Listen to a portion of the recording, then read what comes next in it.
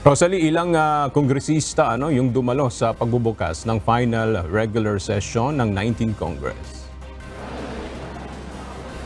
Aga formal nang binuksan ng 3rd regular session ng 19th Congress. Sa roll call dito sa House of Representatives, 262 sa 300 plus na mga kongresista ang dumalo sa opening ng 3rd at final session ng 19th Congress dito sa Batasang Pambansa araw ng Lunes, July 22.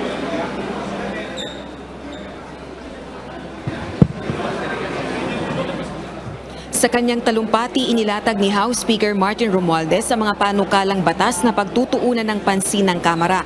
Partikular na ang nasa 28 panukalang batas na prioridad ng Legislative Executive Development Advisory Council o LEDA, kabilang na ang Anti-Agricultural Economic Sabotage Act, Philippine Self-Reliant Defense Posture Program Act, Philippine Maritime Zones Act, amendments to the Right-of-Way Act, amendments to the Electric Power Industry Reform Act o EPIRA, Create More Act, VAT on digital transactions at proposal on the reforms in the Philippine capital markets. Gayon din ang Archipelagic Lanes Act, amendments to the Foreign Investors Long-Term Lease Act, amendments to the Agrarian Reform Law, amendments to the Rice Tarification Law, at kasabay nito yung paggawa ng oversight function ng Kongreso gaya ng investigasyon sa criminal activities ng illegal na operasyon ng Philippine Offshore Gaming Operators o POGO, illegal drug trade at iba pa. Sa usapin naman ng bigas, nangako ang House Speaker na ipagkakaloob ang mga kinakailangang infrastruktura, technological and financial support upang mapataas ang productivity at kita ng mga magsasaka. Sa pamamagitan din ng rice supply at pangasiwa sa presyo ng bigas, mas magiging accessible anya at abot kaya rin ang presyo ng bigas para sa mga Pilipino. Ipinagmalaki naman ng liderato ng Kamara ang accomplishment ng 19th Congress. Partikular na ang 12,405 legislative measures na inasikaso ng Kamara simula first regular session na may kinalaman sa food security, climate change, social protection, tourism, public health, public order and safety at iba pa. Gayon din ang pagkakapasa ng nasa 77 batas, katuwang ang House of Representatives. Hiniling naman ito sa mga kapwa kongresista na ibuhos ang lakas at panahon para maipasa ang mga kinakailangan pang panukalang batas. I urge all of you, as I have done during the opening of the two previous regular sessions, to persist in perceiving this chair's institution as a stronghold of battles won, of glory attained through ceaseless labor day and night, relying solely on our commitment as members of the House to uplift us when our limits are being challenged. Samantala, umaasa ang liderato ng Kamara na ihahayag naman ni Pangulong Ferdinand Marcos Jr. ang panibagong priority bills nito sa ikatlong State of the Nation Address o SONA mamaya. Naniniwala rin si House Speaker na magkakaroon nito ng maigting na kolaborasyon kay Senate President Francis Cheese Escudero.